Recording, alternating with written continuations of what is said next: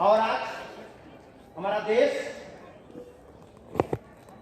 जो सोने की चिड़िया कहलाता है, देश का बच्चा बच्चा बड़े फक्र के साथ तिरंगा लेकर गाता है, झंडा ऊंचा रहे हमारा, विजयी विश्व तिरंगा प्यारा। अगर इस राष्ट्रीय ध्वज से केवल अशोक चक्र निकाल दिया जाए तो शायद यह लाइन गाने का गौरव प्राप्त नहीं होगा। अशोक चक्र तिरंगे में है, इसलिए गाना को हम गा पाते हैं, इसलिए बड़ा ही गौरव का क्षण है। और अशोक को पहचानने में हम लोगों ने बड़ा लंबा समय लगाया है। और आज हमारे बीच हम सबके मार्गदर्शक, जिनको मैं व्यक्तिगत तौर पर अपना आइकॉन मानता हूं, बिहार प्रदेश के मुख्यमंत्री नीतीश कुमार जी को। इनके पास जो बैलेंस है, इनके बैलेंस का मैं कायल हूं, इनके संतुलन का मैं कायल हूं। पहले बार एक ऐसे इंसान को मैंने देखा कि इनका जो भी निर्णय होता है उसमें स्वाभिमान बहुत कर रहा होता है।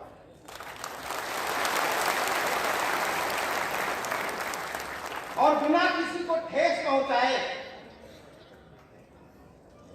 बिना किसी को आघात पहुंचाए अपनी बात कैसे करना है, ये आपसे सीखता हूं। और जो इनका जीवन चरित्र है, मैं तो ये कहूंगा कि ऊबड़ खाबड़ रास्ते में गाड़ी चलाने का मास्टर, रास्ता ऊबड़ खाबड़ हो, परिस्थितियां विपरीत हो, तो गाड़ी कैसे चलाई जाती है ये आपसे सीखता हूं। और लंबे समय के बाद आज हम लोगों ने आपको पाया है, तो निश्चित है कि हम लोग छोड़ेंगे नहीं है।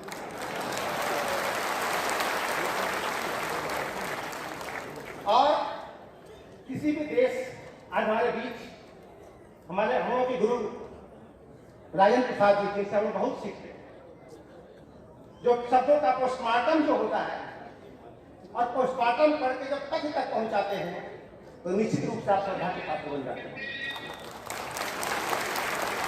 और हमारे मंच पर आज बैठे हुए हैं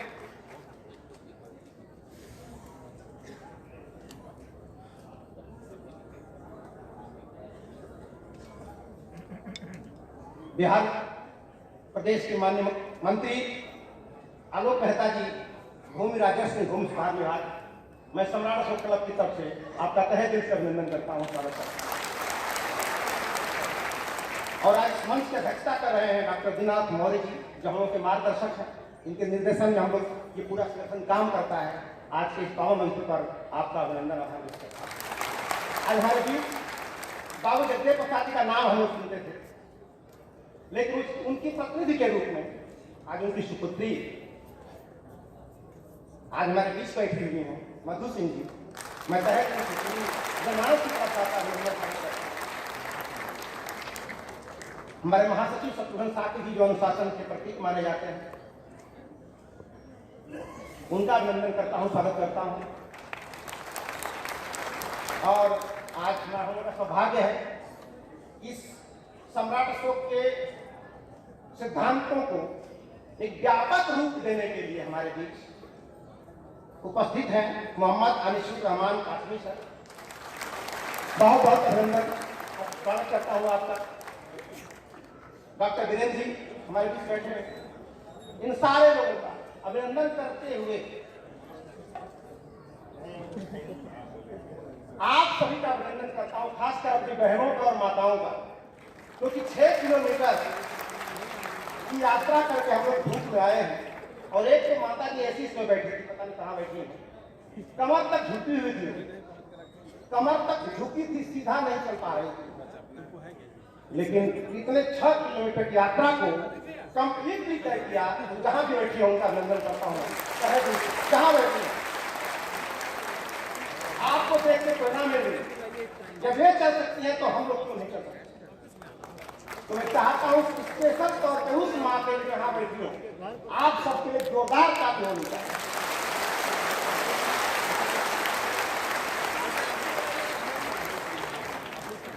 तत्पश्चात उन सारे लोगों का अभिनंदन करता हूँ जिन्होंने इस कार्यक्रम को अपना आर्थिक समय हर तरह का सहयोग देकर के इस उत्सव को महोत्सव बनाने की कोशिश की है। उन सबका मैं तहे दिल से आभारी हूं। साथियों, आज जिस महान सम्राट की चर्चा करने के लोग बैठे हुए हैं, सम्राट अशोक कोई चर्चा का विषय नहीं है, क्योंकि दुनिया में जितने सारे लोग हुए वो बोल के महान हो गए और कर के महान होने वाला अकेला सम्राट अशोक है। उन्होंने कर के महान, उन्होंने किया, बोला नहीं। इसलिए किसी भी शासक का शासनकाल दो तरह का होता है। एक शासन ऐसा होता है जो दैहिक शासन है, यानी जीवन के साथ भी और जीवन के बाद। शासन दो तरह का होता है, जीवन के साथ और एक जीवन के बाद। ऐसा जीवन कि जब तक शासक जिंदा है अपने देह के द्वारा जो शासन करता है, और जब तक उस देश देह के शासन करता है तब तक उनका दैहिक शासन माना जाता है। लेकिन उनके नहीं रहने के बाद भी उनके विचारों का प्रवाह जब तक चलता रहता है तब तक उस व्यक्ति का शासन होता है। तो सम्राट अशोक दुनिया में ऐसे शासक हैं जो जीवन के साथ भी और जीवन के बाद भी शासन कर रहे हैं।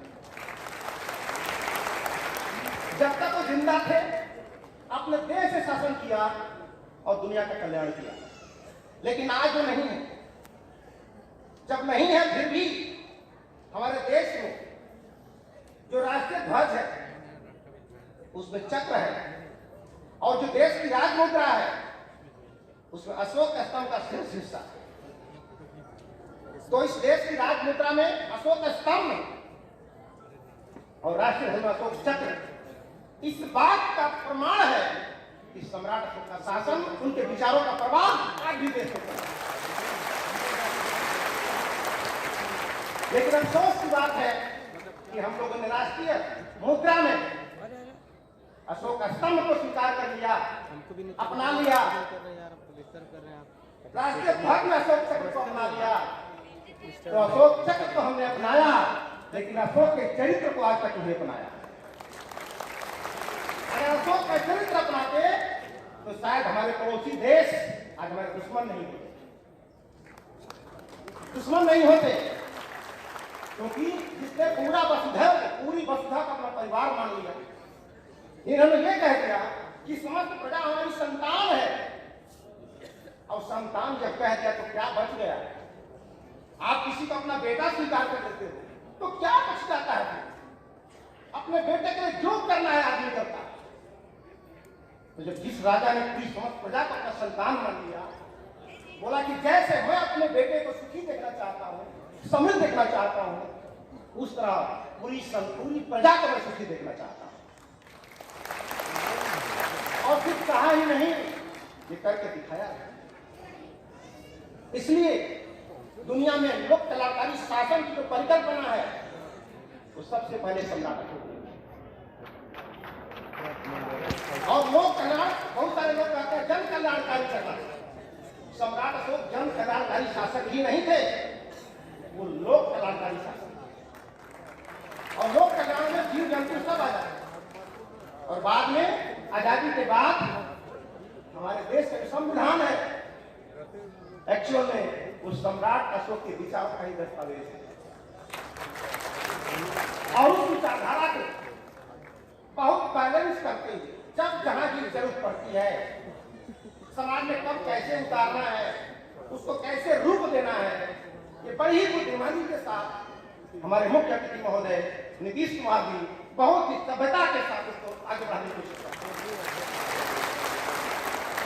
आज हम लोग आप यहाँ बैठे हैं, हमको बड़ी खुशी है कि जमाना था सम्राट अशोक को कोई जानता नहीं था। इसी पाटलिपुत्र राजधानी, हम भारत के लोग हैं, हमको खुद ही सबको पता नहीं था कि पाटलिपुत्र है कहां। इसकी खोज किसने किया? वो भारत के लोगों ने नहीं किया। लंदन में बैठ के इसकी चर्चा अभी सर कर रहे थे।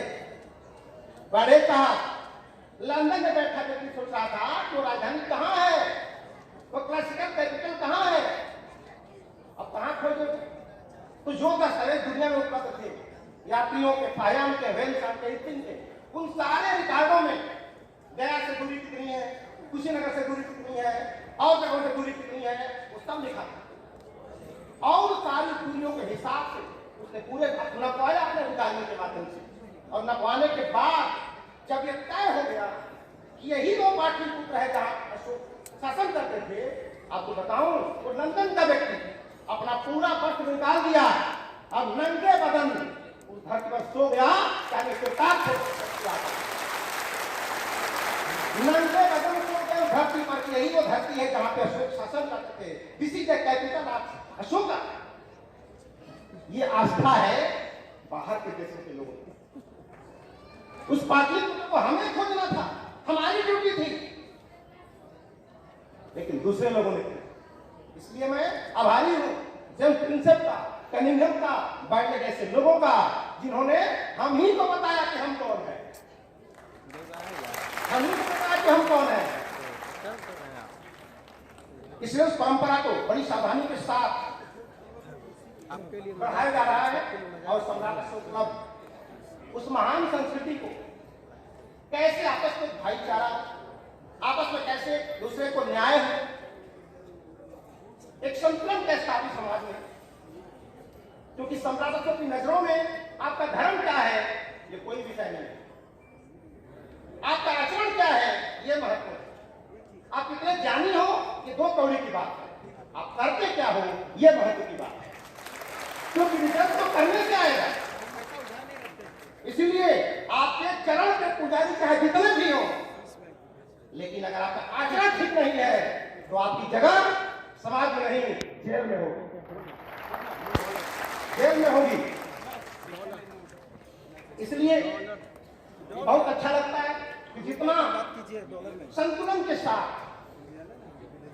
माननीय मुख्यमंत्री महोदय, हम लोग मिलते नहीं हैं कभी, लेकिन ऐसे महोत्सव, लेकिन फिर भी मैं बोलता हूं कि कौन कहता है कि मेरी मुलाकात नहीं होती, हम तो मिलते हैं रोज मगर बात नहीं होती,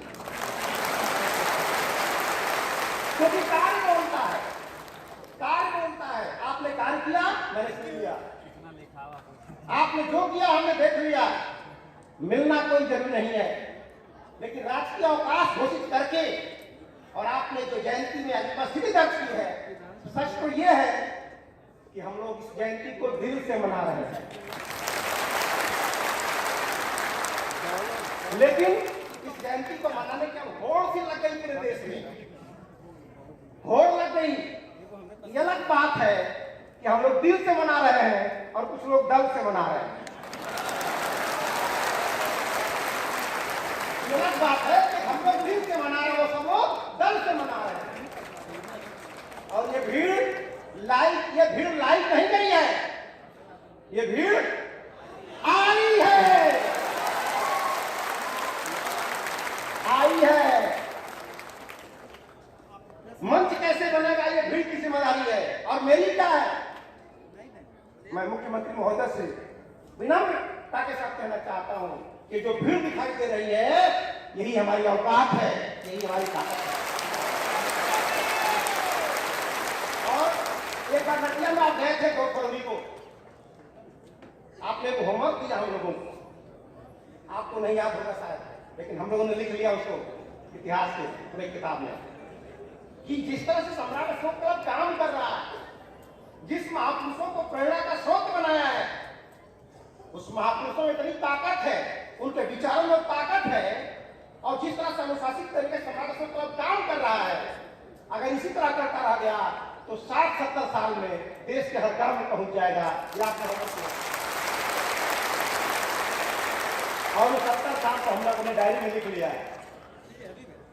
और आपने कहा था कि सम्राट अशोक क्लब संगठन छोटा भले हो सकता है, लेकिन इसका विचार बड़ा है, और देश में कुछ ऐसे संगठन है जिनका संगठन बड़ा हो सकता है, विचार बड़ा छोटा।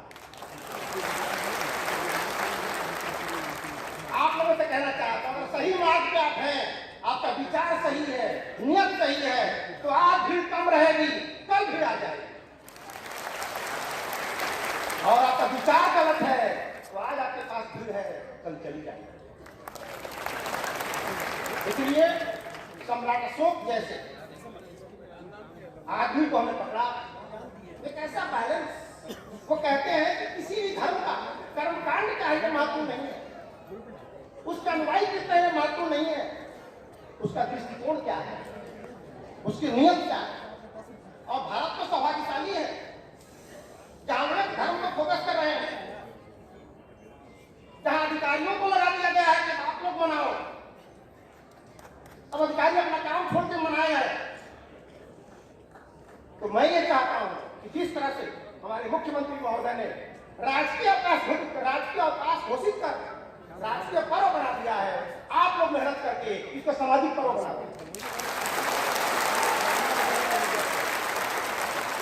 सामाजिक पर्व बना दो, ताकि सरकार भूल भी जाए तो हमें नहीं भूलना, ये आपको होना चाहिए। इसलिए आज जो अशोक ने जो धर्म की बात बोली, आप कभी भी अपनी बात को, अब सोचो अशोक चक्र तिरंगा में क्यों आया? क्या अकेला चक्र था क्या? भारत में बहुत सारे चक्र थे, भारत में बहुत सारे चक्र थे जो लाए जा सकते थे तिरंगा में, लेकिन वो सारे चक्र हिंसा के प्रतीक थे, हिंसा का प्रतीक था। जब भी उंगली से बाहर निकलता था तो किसी न किसी की हत्या करता था। लेकिन अशोक का चक्र भूमिका है तो लोक कल्याण करता है, इसलिए देश राष्ट्र बने। और क्योंकि देश हमारे संविधान का सपना है वेलफेयर स्टेट की स्थापना करना, लेकिन आज लोग वेलफेयर स्टेट की स्थापना न करके वेलफेयर रिलीजन की स्थापना कर रहे हैं। वेलफेयर स्टेट नहीं, वेलफेयर रिलीजन की स्थापना कर रहे हैं, जो ऐसा होना ठीक नहीं है। इस देश में सारे लोग रहते हैं और सबको सम्मान के साथ जीने का है, सबको सम्मान के साथ जीने का है। हमने माना कि गीता एक पवित्र ग्रंथ है, हम सम्मान करते हैं, कुरान एक पवित्र ग्रंथ है, हम सम्मान करते हैं उसका। लेकिन गीता और कुरान के अनुयायी जब आपस में लड़ते हैं, झगड़ते हैं, तो उनके झगड़ों को सुलझाने की क्षमता न गीता में है न कुरान में, वो तो है केवल भारत के संविधान। वही बात है उसी तरह में। आप भाग्यशाली हो, हमको किस्मत है कि हम संविधान मंच पर आकर उसकी पूजा करें। सम्राट अशोक क्लब तो भारत का पहला ऐसा संगठन है जिन्होंने मंचों पर लाके संविधान पर स्थापित किया। जब आजादी के समय में ही ये काम हो जाना चाहिए। पोलियो का जब कानून बना है कि पोलियो जाना चाहिए, तो पोलियो का खुराक लोग गांव में जाके नहीं, दिल्ली में जाके नहीं पिए, छोटी समितियां बनाई गई, तब भी लोग नहीं पिए पोलियो का ड्राप। घर घर में घुस घुस के पिया है, उंगली पे दाग लगा कौन पिया है कौन नहीं पिया है। उसी तरह से भारतीय संविधान बना, तो संविधान की भावना क्या है, संविधान चाहता क्या है, इस भावना को भी गांव गांव जाना चाहिए था। और उंगली में दाग लगाना चाहिए, कौन कौन इस भावना को जानता है, कौन कौन नहीं जानता है। जो लोग नहीं कर सके, तो चूंकि हम तो प्रियदर्शी सम्राट अशोक के वंशज हैं, और प्रियदर्शी का मतलब ही होता है केवल प्रिय को देखना, केवल सकारात्मक देखना, नकारात्मक की तरफ ध्यान न देना। प्रियदर्शी का वर्ड में निकलता प्रिय मतलब अच्छा, सकारात्मक, और दर्शी बने देखो। तो दुनिया में कोई सूक्ष्मदर्शी होगा, कोई दूरदर्शी होगा, लेकिन सम्राट अशोक तो प्रियदर्शी, और उसी प्रिय दर्शन को देखने की कोशिश कर रहे हैं। और जिनका विचार इन विचारों से मेल खाता है, जो प्रिय दर्शन चाहता है, वो हमारे साथ सट जाता है, और उन्हीं में से हमारे मुख्यमंत्री महोदय हैं। तो बहुत ज्यादा नहीं कहूंगा, क्योंकि बहुत दिनों के बाद हम भी मिले हैं, तो आपको सुनना है कि सुनना चाहिए। तो मुख्य अतिथि हमारे बीच में बैठे हैं, इसका एहसास कराना होगा आपको।